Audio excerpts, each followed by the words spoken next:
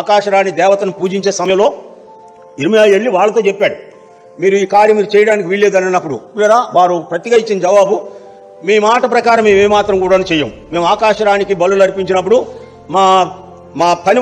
మా యజమానులు సెలవు లేకుండా పనిచేశారు, మేము క్షేమంగా ఉన్నాం, మా పిల్లలకు సమృద్ధి అయినటువంటి ఆహారం ఉన్నది అని చెప్పినటువంటి మాట చూస్తాం.